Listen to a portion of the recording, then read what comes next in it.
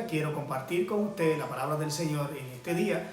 En el libro de Habacuc, en el capítulo número 3, los versículos del 1 al 4 y los versículos 16 al 19.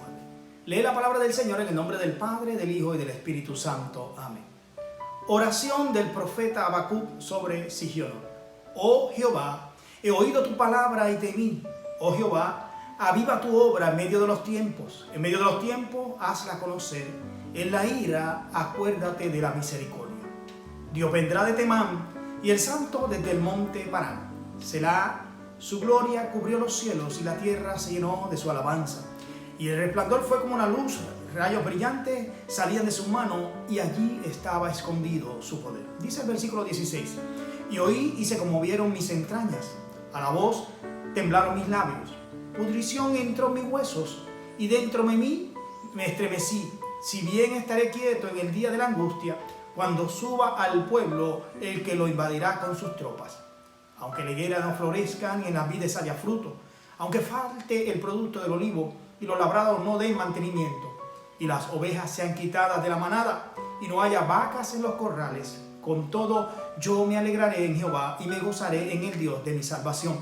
Jehová el Señor es mi fortaleza, el cual hace mis pies como de sierva y mis alturas me hace andar. Que el Señor añada bendición a esta maravillosa palabra. Bajo el tema fe en medio de la adversidad. Aquí en este escrito bíblico vemos a un hombre luchando a muerte con el enorme problema de la justicia divina en un mundo que estaba al revés. Vemos a un hombre cargando los pecados y angustias de su pueblo. Vemos a un hombre luchando con Dios en oración y en reclamo por medio de la fe en tiempo de gran crisis. ¿Cuál era el panorama para este hombre, para este profeta de Dios? Mire, el imperio asirio había sido destruido. Los egipcios fueron completamente derrotados en batalla.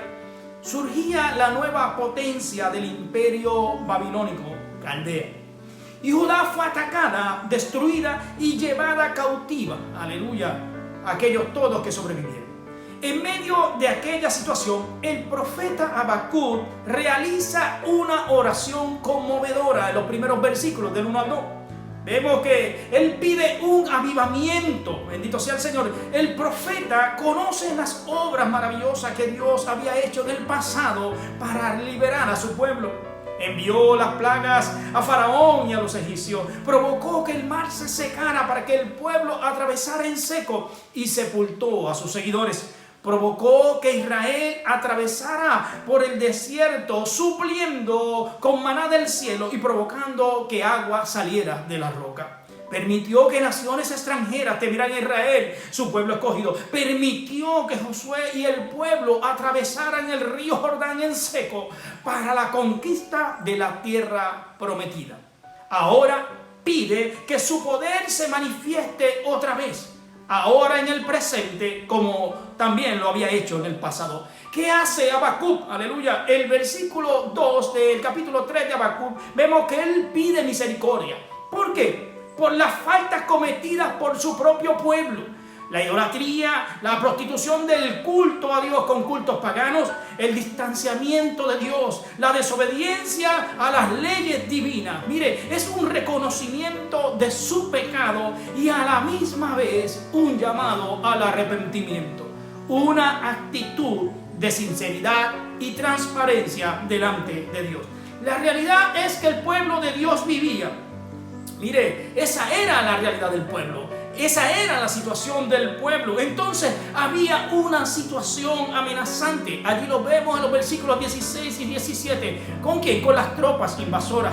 La realidad en Judá. El sufrimiento venidero, día de angustia se acercaban sobre el pueblo del Señor. Mire, el poder mundial venidero, los babilonios se acercaban. La invasión de los caldeos se aproximaba. Vencerían al pueblo de Dios. Así que el Señor tiene el poder para libertar a su pueblo a través de ¿qué? Del ruego al Señor. Aleluya. El profeta le pide a Dios que atrase aquella invasión, para que fuera un tiempo futuro y no el presente del profeta. Y ¿sabes una cosa?